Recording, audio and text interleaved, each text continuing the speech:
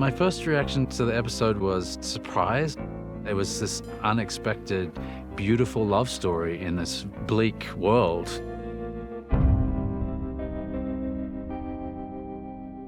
My philosophy on this show has always been, when should we deviate and when should we come back? If it's kind of the same or worse, we stay where the game is. If it's better, we deviate. We talked about using Bill, because he's on his own, as a way to follow through time and see how things changed within the context of a man.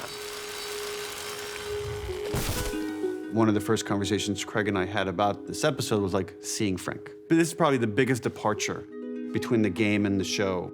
We knew from the game that Bill had a partner. His partner was Frank. In the game, Frank is already dead. And I thought that there was an opportunity to go a different way. I'm really hungry.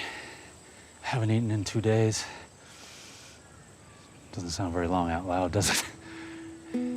Bill and Frank are kind of opposites, really, in terms of the way that they kind of operate in the world. You know, Bill's super practical and not emotional, and Frank is the opposite of that. We're gonna make friends. We don't have friends, Frank. Bill is a sad character to me when I just envision him in the world before Frank shows up. Frank's nature is, he's a people person. He's been able to persuade people of his value. Whereas Bill has used the other approach, which is, I have a gun and I'm pointing it at you. Unless you run away, I will kill you.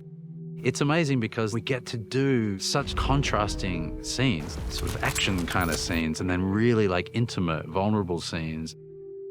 With each episode, there's a sort of reflection of where love can take you. And this was the pure, innocent version. This is the beauty that love can bring us.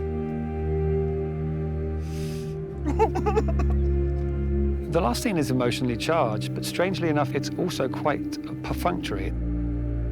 What really is important is the not being too emotional, because I think it's better to let us be emotional. We've lived the life with them, and the point that Frank says that today is my last day, that's really about, okay, let's just go through all the things. Just give me one more good day. I've seen this thing 200 times, and I still cry. That's those two guys doing it to me, no question. It's remarkable. That's the dream. When Ellie reads Joel that suicide note, Bill kind of spells out, look out for the people that you love. And he specifically mentions Tess. It's a reminder of Joel's failure.